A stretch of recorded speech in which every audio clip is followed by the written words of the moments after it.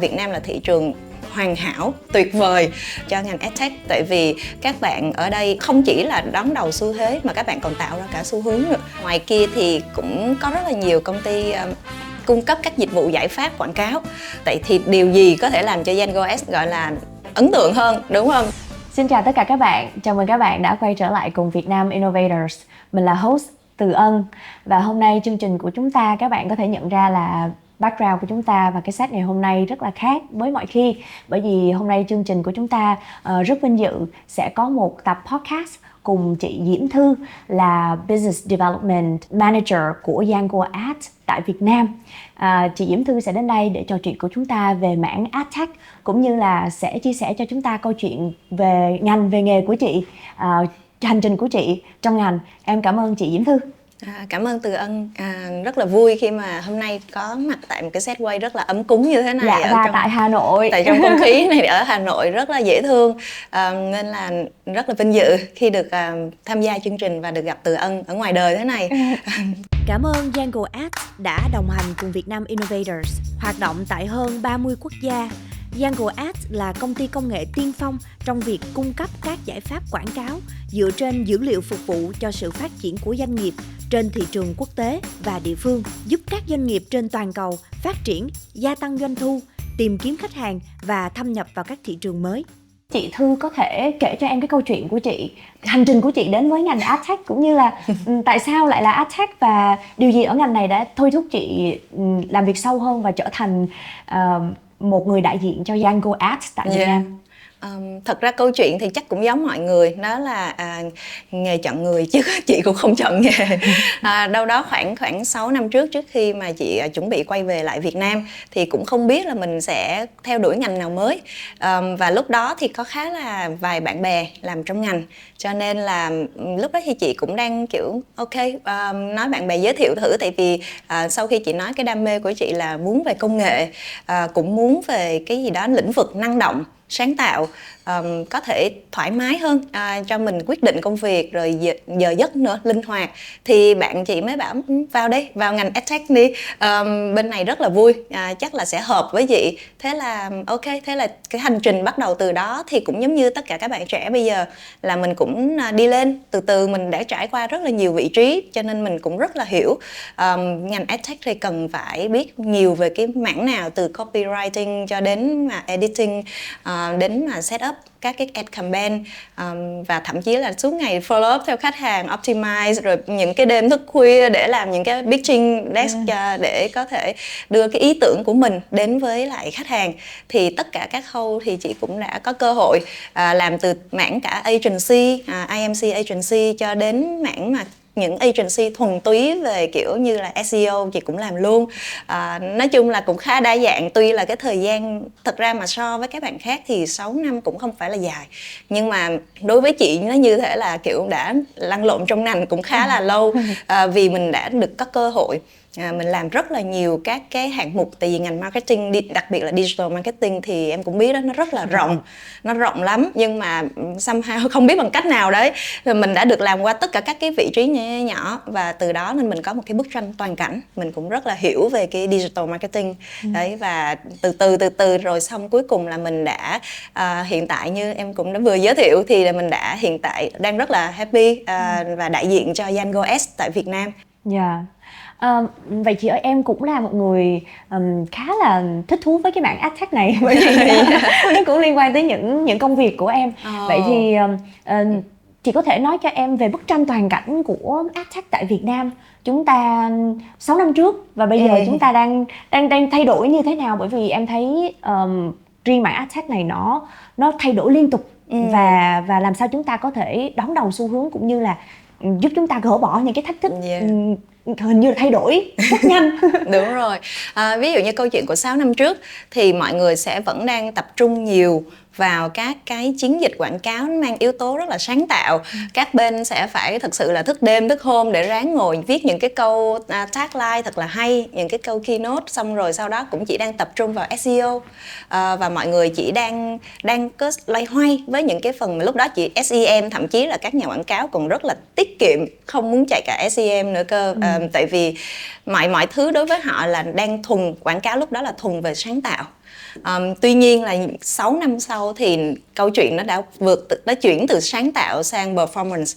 Bây giờ nếu mà đi đâu nói chuyện về sáng tạo, người ta không care, không thực sự là quá quan tâm. Ok thì performance, sáng tạo ok đấy, nhưng mà cái cuối cùng, cái mà có thể đem cái sản phẩm của mình đến với khán giả và cái mà đặt thước đo cho hiệu suất của một cái chiến dịch, nó lại nằm ở performance. Nếu mà em làm trong ngành, em cũng sẽ thấy là từ creative agency bây giờ vẫn cần, nhưng mà cái số lượng mà performance agency kinh khủng, cực kỳ đúng không? Và đó là cái câu cổ nguyện của mọi người luôn là và mọi người sẽ hỏi nhau là đấy, CTR bao nhiêu, rồi CPA, rồi CPO, CPM là câu chuyện hồi 6 năm trước, còn bây giờ là câu chuyện đã xuống đến tận CBO, hoặc là cost per order, hoặc là CBA là cost per action.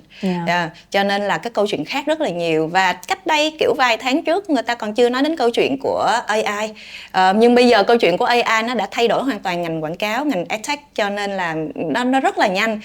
Cho nên là nếu mà em quay lại cái câu hỏi của em, thì ở Việt Nam thì thật sự mà nói là Việt Nam là thị trường hoàn hảo, tuyệt vời. Đó thật sự là tuyệt vời cho ngành adtech, tại vì các bạn ở đây rất không chỉ là đón đầu xu thế mà các bạn còn tạo ra cả xu hướng nữa. Các bạn rất là năng động, rất là sáng tạo, và các bạn rất là chịu khó thay đổi. Cái khả năng adapt, cái khả năng thích ứng của cái ngành quảng cáo, ngành adtech ở Việt Nam, nó có thể gọi là chỉ theo ý của Thư thôi, đó là số 1 trong các thị trường thực sự là top. Nếu mà có top thì là gọi là top 3, tại vì mình cũng có cơ hội để làm việc với các bạn khác ở các cái đất nước khác cũng quanh trong khu vực hoặc là các nước khác hơn. Nhưng mà không có nước nào mà phát triển mà năng động sôi nổi như Việt Nam, và ngành adtech ở Việt Nam thật sự xuất sắc. Các platform hay bất kỳ một bên nào họ cũng nhìn về Việt Nam như là thực sự là một cái thị trường đầy tiềm năng, và nếu mà không ai có thể bỏ qua được, đó là sự thật. Ôi, em cảm ơn chị rất là nhiều, bởi vì wow, chị nói là làm nó giống như là nó khẳng định luôn là cái cảm giác của em. Bởi vì khi mà em có làm việc, có cái cơ hội làm việc với các team, thì em thấy các bạn cực kỳ năng động, và cái khả năng data analytics của các bạn cũng rất là cao. Nên là em cũng học hỏi được rất là nhiều. Vậy thì chị ơi, điều gì làm cho Yango Ads khác biệt so với những cái công ty khác ngoài kia? Chị có thể đào sâu hơn về vấn đề này cho em hiểu hơn được không? Câu hỏi rất là hay, tại vì đúng là ngoài kia thì cũng có rất là nhiều công ty cung cấp các dịch vụ giải pháp quảng cáo. Vậy thì điều gì có thể làm cho Yango Ads gọi là ấn tượng hơn, đúng không? Tại vì các nhà quảng cáo Việt Nam có cơ hội tiếp xúc quá nhiều, gần như tất cả các platform trên thế giới. Thì thật ra đấy, Yango Ads sẽ giúp cho các nhà quảng cáo đánh vào những cái thị trường lạ, thị trường mới nổi, các thị trường ngách. Và những cái thị trường đó, ví dụ như đơn giản là mình muốn các bạn quảng cáo muốn target đến các cái đất nước mà như Mỹ, châu Âu, các bạn đã quen thuộc sử dụng các cái platform rồi. Platform mà quen thuộc của các đất nước đó thì mình cũng đã biết hết rồi, ví dụ như là Facebook và TikTok. Tuy nhiên nếu các bạn muốn target đến những thị trường khác hẳn luôn, thì ví dụ như là các khu vực như CIS, các khu vực như là Nga, rồi Trung Đông, và cả Nam Mỹ nữa chẳng hạn, Bắc Phi, đó, Đông Nam Á, thì thật ra là đâu sẽ là cái platform phù hợp. Tại vì cái tệp user, cái tệp mà khách hàng ấy, cái qualified user nó không có sẵn ở trong các platform khác. Tại vì mỗi một nơi thì sẽ có một cái gọi là, cũng không hẳn là một cái bên sở hữu tất cả user đấy, user là của chung. Tuy nhiên sẽ có một cái số đối tượng đặc biệt sẽ chỉ thích xài cái platform đó, xài cái hệ sinh thái của platform đó. Thì cái việc mà của Yango Ads, thật ra là Yango Ads thuộc về Yango Group. Và Yango Group thì sở hữu một cái hệ sinh thái mà Thư cũng có thể tự tin nói là một hệ sinh thái, một trong các hệ sinh thái có thể là lớn nhất về adtech ở trên thị trường hiện nay. Bởi vì trong cái hệ sinh thái của Yango Group, mình có cả hệ thống ví dụ như là delivery, các cái hệ thống mà shipping hàng hóa đầu cuối luôn, có cả hệ thống mà ví dụ như mình có thể order bất kỳ đồ ăn đồ uống, hoặc là xe hơi tự lái sẽ đến đón bạn nếu mà bạn đến Dubai, headquarter của của Yango Group hiện đặt ở Dubai. Và nếu bạn đến Dubai, bạn có thể đặt xe hơi tự lái, xong rồi bạn muốn ăn, bạn lại cũng có thể mở app lên đặt Yango Eats để có thể ship đồ ăn tới tận nơi. Nó là một cái hệ sinh thái khép kín, nên là cái lượng user qualify của Yango Group thật sự rất là đông, và nó đặc biệt của các khu vực đấy. Nên quay lại cái câu chuyện tại sao các nhà quảng cáo nên quan tâm đến Yango Group, tại vì ở những cái thị trường gọi là tier 1, tier 2 ấy, ở trong ngành đó mình gọi là vậy, nhưng mà ví dụ như đơn giản hiểu là Mỹ, châu Âu, những cái thị trường quen thuộc, thì cái user họ khá là đã biết hết rồi, là thị trường cũng khá là bão hòa. Và hiện tại có một cái thị trường ngách cực kỳ lớn mà mọi người đang bỏ qua, thì cái thị trường đó mọi người bỏ qua thôi, nhưng mà Yango Group không bỏ qua, là mình đã ở trong cái thị trường đó rất là lâu rồi. Và bởi vì vậy nên là tất cả các cái user, các customer ở các cái thị trường đó họ đã quen xài cái hệ sinh thái. Ví dụ như Từ Ân qua đấy, Từ Ân muốn nghe nhạc, em có thể mở Yango Play thì có thể nghe được music. Cái hệ thống âm nhạc cũng giống như là các cái bên như là của Spotify, có thể xem phim trên giống như là của Netflix, nhưng mà thuộc về Yango Group, là mình có một cái hệ sinh thái khép kín như thế, nên nó thật sự là sẽ giúp cho mọi người biết rất rõ về cái hành vi của người dùng đấy. Wow, khi mà em nghe tới cái chữ là qualified leads và hành vi của người dùng, thì em có một câu hỏi này dành cho chị, đó chính là chúng ta, nếu như mà các bạn khán giả đang nghe xem chương trình, nếu như các bạn có trong ngành AdTech thì các bạn cũng sẽ hiểu là chúng ta đang chuẩn bị enter một cái kỷ nguyên của cookieless. Và cái này cũng là một cái mà em cảm thấy nó vô cùng thách thức và cũng vô cùng thú vị, bởi vì mình phải giải được cái bài toán này. Đúng rồi. Vậy thì chúng ta phải làm sao? Những doanh nghiệp Việt Nam ngoài kia sẽ làm sao, và Yango Ads specifically sẽ có những cái tactic nào để chúng ta có thể cùng đối phó với lại cookieless future? Bởi vì những gì chị vừa mới nói với em thì em cảm thấy là cái lượng qualified leads màu mỡ trong hệ sinh thái của Yango Ads thật sự là một điều gì đó mà em cảm thấy là một cái thế mạnh. Đúng rồi. Thật sự đây là một cái ý mà Thư nhận được rất là nhiều câu hỏi cũng tương tự như vậy, nhưng mà các bạn không đào sâu như câu của Từ Ân. Thật sự luôn á, là chứng tỏ đặt câu hỏi này thì Thư cũng hiểu là Từ Ân rất là rành về ngành. Cái cookieless này nghĩa là bây giờ người dùng như chúng ta rất là yên tâm khi mà lên mạng, bởi vì mình được bảo vệ tuyệt đối. Mình sẽ không có lo lắng về mình bị lộ bất kỳ thông tin nào, nhưng mà trường hợp đó chỉ có thể đảm bảo tuyệt đối nếu mà các nhà quảng cáo họ không sử dụng những cái ad network mà để cho những cái lead mình có thể gọi là mass list, và với cái chi phí rất thấp. Bởi vì những cái chi phí rất thấp đó là những cái list được mua đi bán lại trong các cái mạng lưới ad network cho nên là khi mà như vậy thì ví dụ như một cái nhà quảng cáo họ có một cái chiến lược, một cái chiến dịch campaign, họ muốn bán một cái sản phẩm gì đó là đến đối tượng nữ từ độ tuổi 25 đến 35, và thích ví dụ như là dân công sở, rồi thích K-pop chẳng hạn. Nhưng mà bây giờ trong thế giới cookieless thật sự rất khó để target cái nhóm đấy, và các cái ad network khác á, thì họ sẽ bán cho mình rất vô vàng các cái list, nhưng mà mình sẽ mất list rất rẻ, nhưng mà cái tỷ lệ CTR conversion rate nó rất là khó nha. Nhưng mà bù lại nếu mà mình làm với lại các cái bên mà platform, ví dụ như bên Yango Ads, thì Yango Ads sẽ đảm bảo cho bạn biết ok, đúng là tôi không biết chị mà cái đối tượng của bạn là ngày tháng năm sinh, tên tuổi, cái đó thì mình không biết.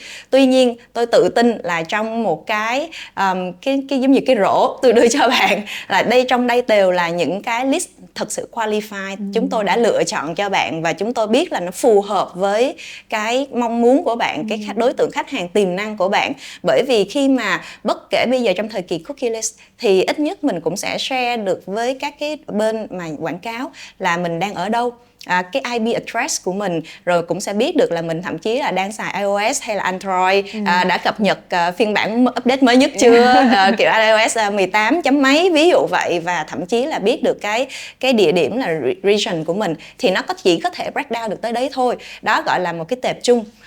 Tuy nhiên cái tệp đó rõ ràng là không đủ để mình target một cái chiến dịch mà mình đang muốn nhắm cụ thể là 25 đến 35 tuổi và thích K-pop và dân văn phòng.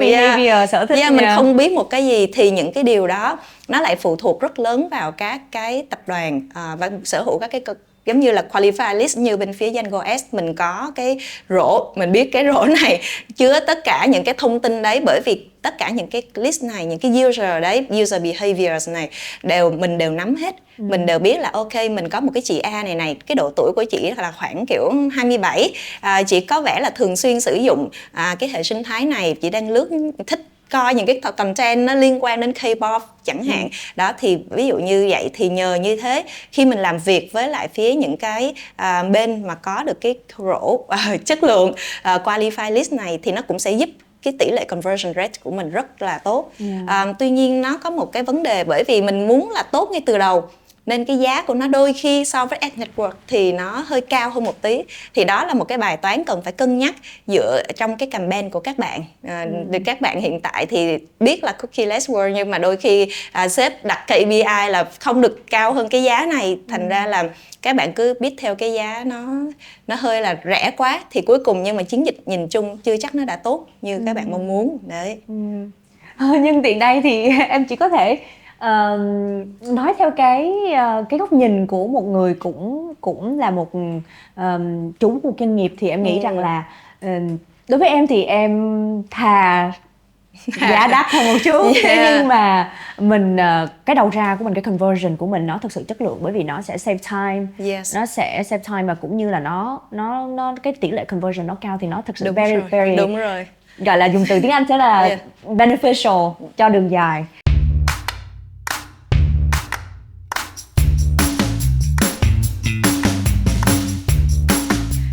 Vậy chị Thư ơi, thì hiện giờ em thấy rằng có rất nhiều doanh nghiệp Việt Nam đang muốn mở rộng cái thị trường kinh doanh của mình ra thế giới, toàn cầu.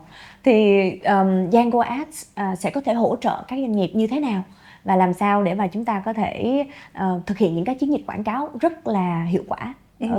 Ok, thì kiểu vẫn tiếp tục từ cái câu chuyện cookieless world và từ cái rổ chất lượng đấy. Mình có một cái rổ trứng rất là chất lượng rồi. Tuy nhiên là chế biến theo cách nào đó là tùy cái việc của từng nhà quảng cáo, đúng không? Ví dụ như em muốn ăn trứng luộc nhưng bên khác thì muốn ăn trứng chiên, ví dụ đơn giản như thế. Thì thật ra cái quá trình đó để tất cả đều muốn thành phẩm như thế nào, chiến dịch như thế nào. Hiện tại á, mình chỉ đang đưa vào cái đầu là ok, các nhà quảng cáo khi mà làm với Django S, các bạn biết, các bạn tự tin là các bạn sẽ được những cái qualify list. Nhưng mà làm sao để có thể qualify list này, từ cái việc qualify mà nó thành thực sự là customer, thậm chí là thành loyal customer của mình, đó là một cái câu chuyện khác. Thì hiện tại á, là Django S rất là đầu tư vào con người. Cái việc quan trọng nhất á, là mình phải localize tất cả các cái hỗ trợ, các cái dịch vụ của mình.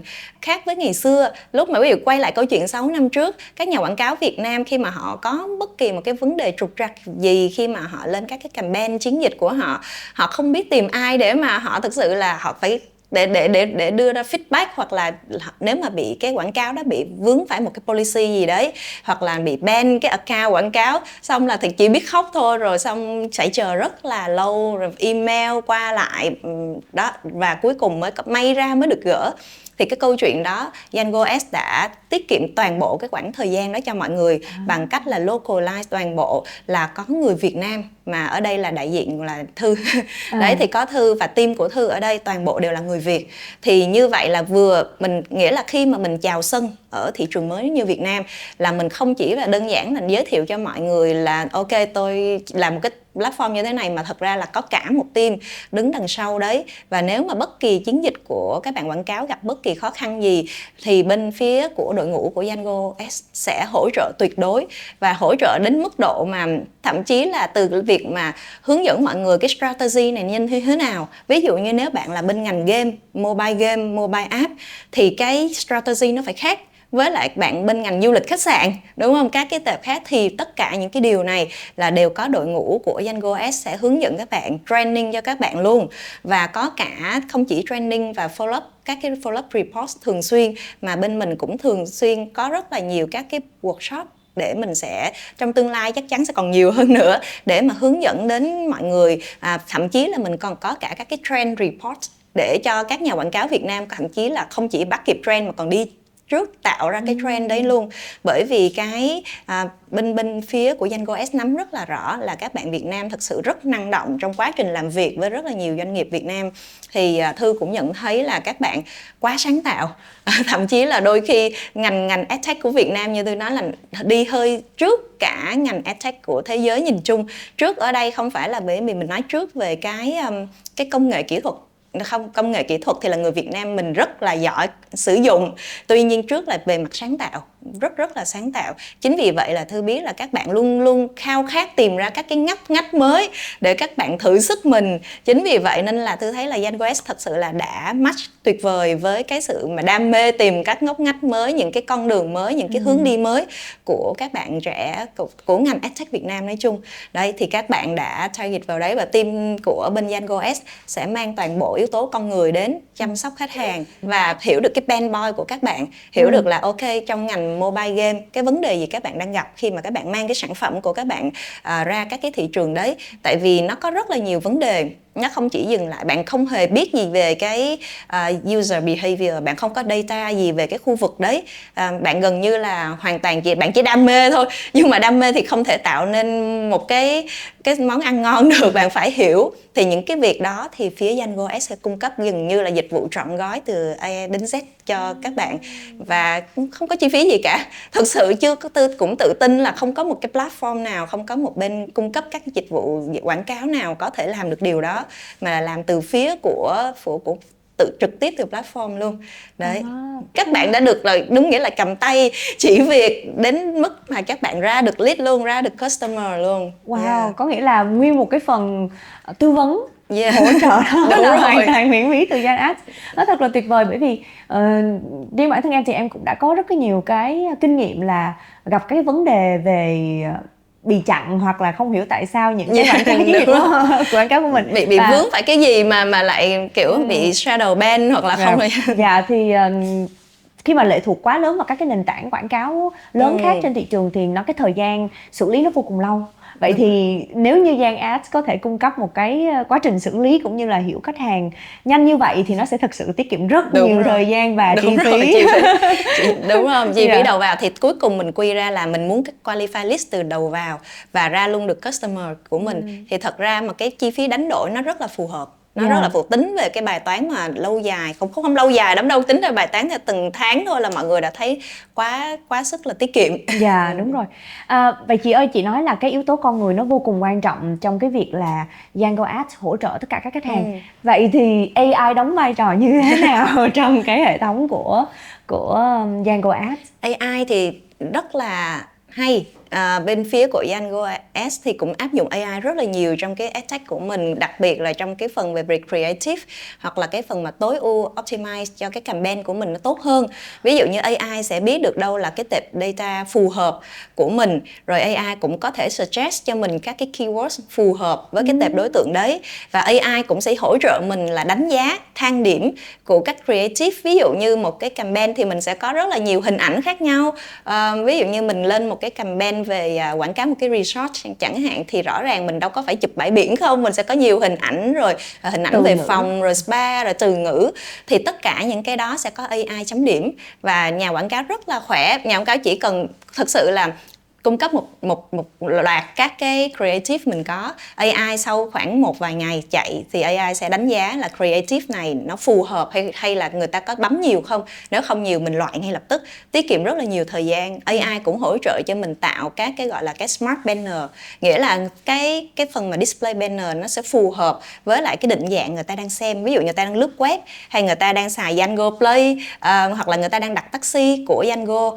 Ví dụ hệ thống như vậy thì phía của cái display đấy nó phải cái hình ảnh như thế nào, video hay là như thế nào, nó có làm phiền người dùng hay không, thì tất cả những điều đó là sẽ là do AI.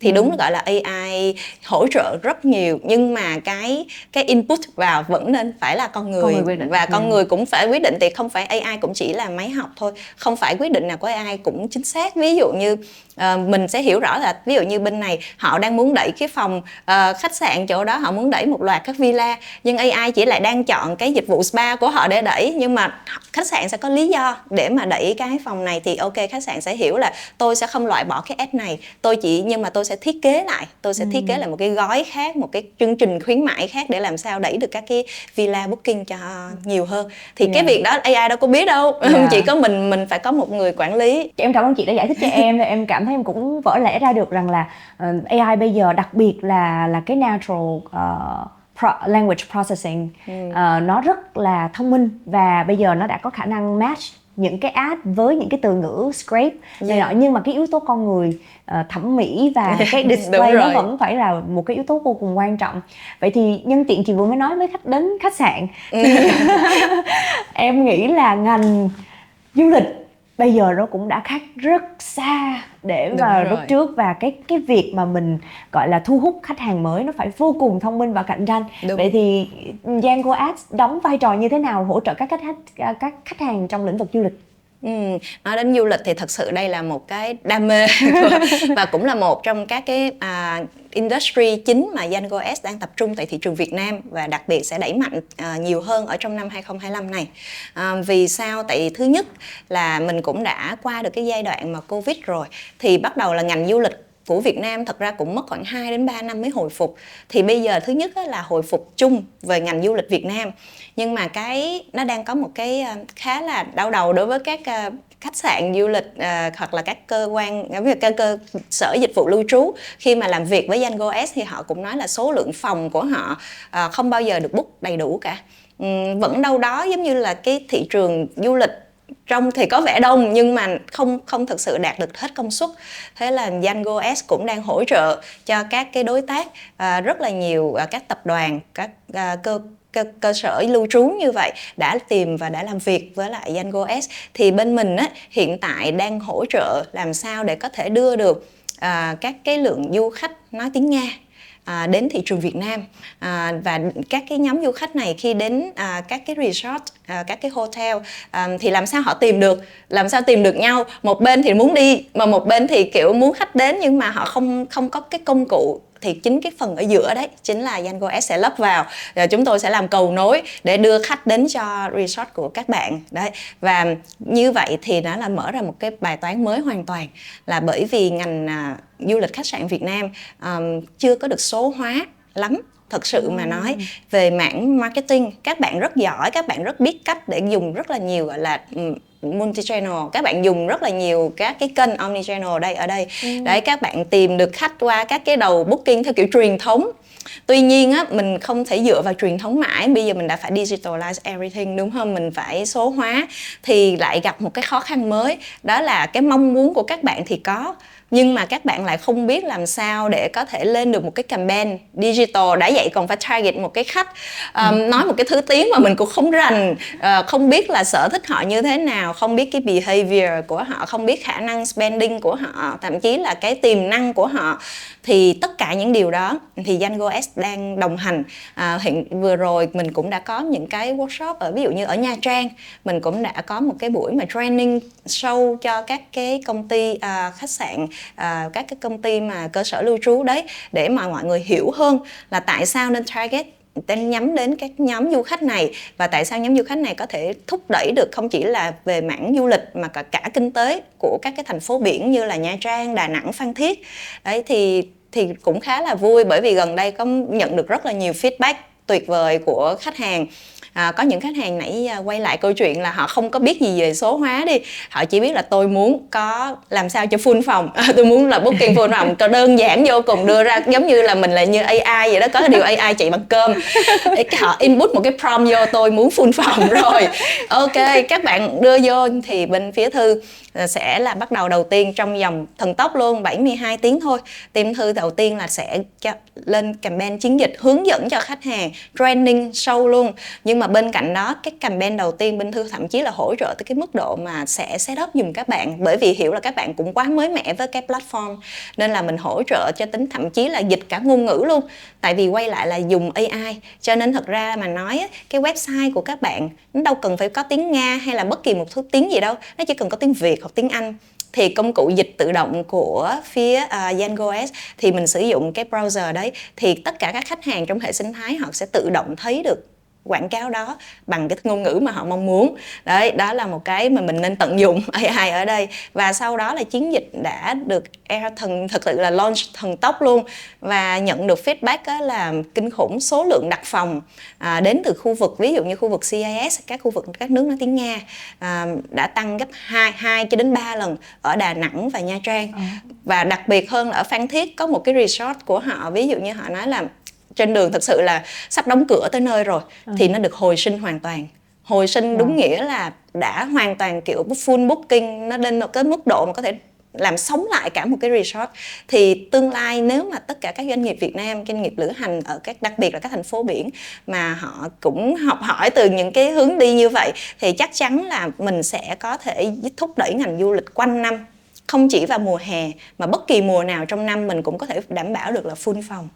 Đấy. Wow. Thì là Thư cũng đang rất là, bên phía Django S cũng đang rất là nỗ lực làm việc không chỉ với các doanh nghiệp đâu, mà với cả phía các cơ quan, các sở du lịch, ban ngành, các hiệp hội du lịch, để làm sao giải quyết được cái bài toán này.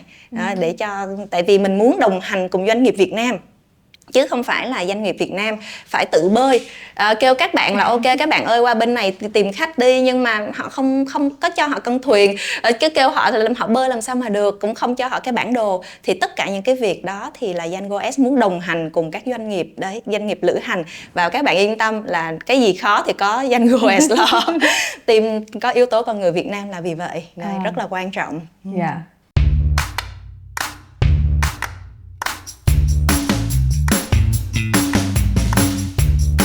Vậy chị ơi, khi mà em nghe cái câu chuyện mà một doanh nghiệp resort ở tại Phan Thiết mà có thể giống như là từ trên bờ vực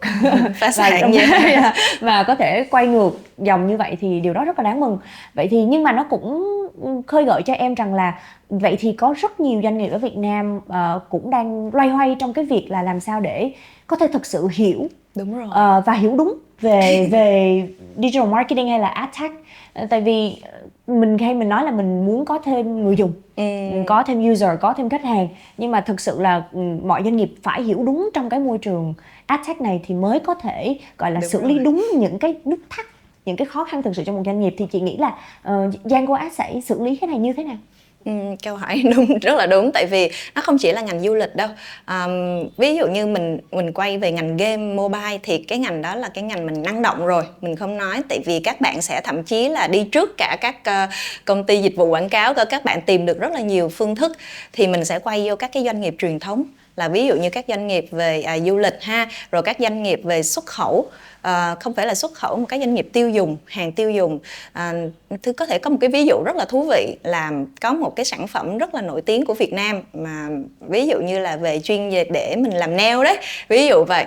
Thì khi mà lãnh đạo của doanh nghiệp đấy ví dụ qua thị trường ở bên Nga chẳng hạn, và phát hiện là sản phẩm của mình bị làm giả quá nhiều, cho nên là cái anh lãnh đạo đấy không thể chấp nhận như vậy được, mình phải tự hào mình là hàng made in Việt Nam, mình rất nổi tiếng như thế, tại sao lại có thể để hàng như vậy. Thì cái bài toán mà quay về ảnh đưa ra cho team của ảnh đó là bằng mọi cách phải làm sao để có thể giống như là brand awareness ở thị trường đấy, để cho mọi người biết sản phẩm này là made in Việt Nam. Đấy, lại tiếp tục input một cái prompt vào AI. Nhưng AI kỳ này là chưa biết là có trả lời được hay không, bởi vì sao? Vì yếu tố con người. Ví dụ như ảnh đưa xuống như thế, từ phía ở trên thì luôn rất là muốn làm. Khi mà Thư có việc làm việc với các lãnh đạo doanh nghiệp Việt Nam, họ rất muốn làm nhiều thứ. Tuy nhiên khi mà đưa xuống thì đội ngũ ở dưới có khi lại chưa có gọi là chưa có được số hóa, cũng chưa có thực sự có quá nhiều cái kiến thức về ngành, nên là nó bị kẹt ở đó mãi mãi, stuck thực sự luôn. Thư đã tìm rất là nhiều cách, nhưng mà có những cái ví dụ như Django S có thể hỗ trợ cho họ đến mức độ nào. Ví dụ như team Thư có thể cho họ xem report về số liệu, về ví dụ như cái keyword search ở thị trường đó, người ta biết gì về cái sản phẩm này, rồi mình nên target những cái đối tượng như thế nào. Thậm chí mình đã nói như hồi nãy là mình có thể hỗ trợ lên chiến dịch, lên campaign từ A cho đến Z luôn. Tuy nhiên mình vẫn cần phải có một cái đội ngũ con người từ phía team của họ để mà manage, chứ không thể mà cứ dựa vô toàn bộ bên mình hết được. Tại vì cái strategy cuối cùng vẫn là phải phía của các công ty. Thì bây giờ họ lại bị lủng ở khúc đấy. Nghĩa là họ có team đấy, họ có team marketing, nhưng mà team marketing của họ sẽ không có tự tin về thị trường mới. Hoặc là đơn giản là thật ra mà nói thì họ không có phát triển, họ không có học đủ nhiều về cái digital marketing. Cho nên là dĩ nhiên là khi bạn được đưa ra một bài toán mới, bạn sẽ cảm thấy căng thẳng, bị đưa ra một cái đề bài như thế. Nhưng nó không hề khó. Thực sự mà nói thì nó rất là dễ với cái việc mà áp dụng tất cả các cái công cụ quảng cáo của Yango Ads cung cấp. Cái việc còn lại duy nhất chỉ là có thêm yếu tố con người. Và yếu tố con người ở đây là chịu khó thay đổi cái tư duy. Nó cũng giống y như cái bài toán của bên resort với khách sạn. Nhiều bên cũng muốn chạy lắm, muốn thu hút thêm khách du lịch nói tiếng Nga chẳng hạn.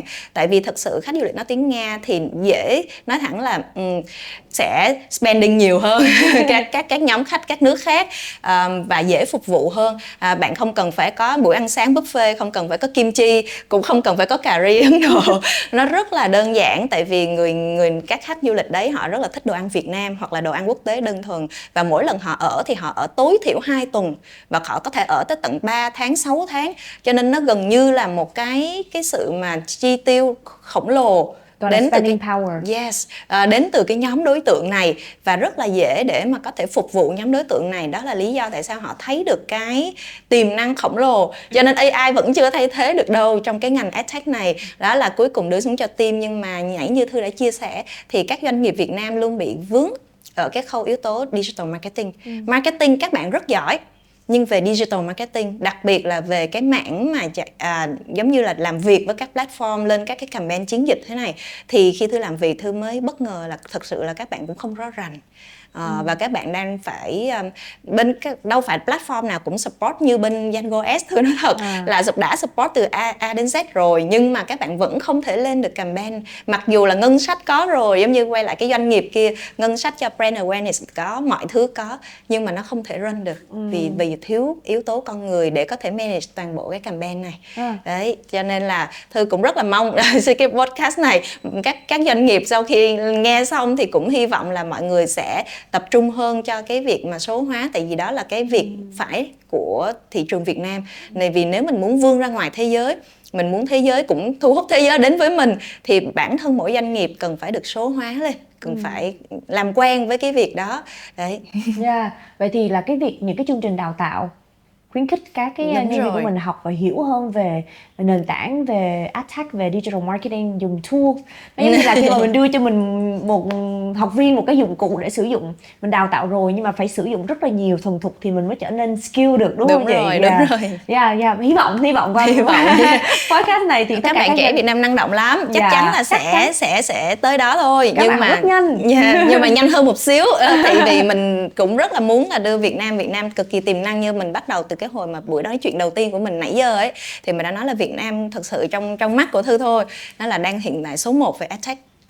Thật sự mà nói, vì cách mà AdTech của Việt Nam đang rất là khác với AdTech của nước ngoài. AdTech của nước ngoài thì nó kiểu sẽ theo hướng là ở ví dụ như Mỹ hay châu Âu, nó vẫn còn thiên hướng về mảng mà sáng tạo nhiều, nên đôi khi các bạn làm việc rất là thong thả, các bạn sáng tạo nhiều hơn. Nhưng mà về performance thì Việt Nam thật sự xuất sắc nhất thế giới về performance. Cho nên là vậy thì quay lại là cái câu chuyện là các bạn vẫn sáng tạo, các bạn vẫn performance. Vậy thì cái yếu tố thiếu ở đây là đôi khi ở các cái doanh nghiệp thôi, chứ còn lại thì các bạn trẻ giỏi lắm, nhiều lắm. Thì đã gặp các bạn trẻ rất được inspire từ các bạn trẻ. Nãy giờ khi nói chuyện với chị thì em cũng thực sự được truyền rất là nhiều cảm hứng. Vậy thì bản thân em không quá là chuyên sâu, nhưng em cảm thấy mảng này vô cùng thú vị. Và em cũng gặp được rất nhiều bạn nữ tài năng trong ngành. Vậy thì chị có những lời gửi gắm gì cho các bạn trẻ ngoài kia, đặc biệt là các bạn nữ? Nói gửi gắm thì hơi to tát. Thật ra thì trong quá trình làm việc, Thư cũng được gặp rất là nhiều các bạn trẻ là nữ, cực kỳ xuất sắc. cực kỳ thông minh, và mình nghĩ là các bạn có thể nói là trong ngành EdTech đôi khi nữ Thư đang thấy là có khi còn chiếm nhiều hơn số nam giới. Cho nên là Thư rất là tự tin, bởi vì các bạn nữ hiện tại, đặc biệt là các bạn đang nói về Việt Nam ha, thì các bạn rất là năng động.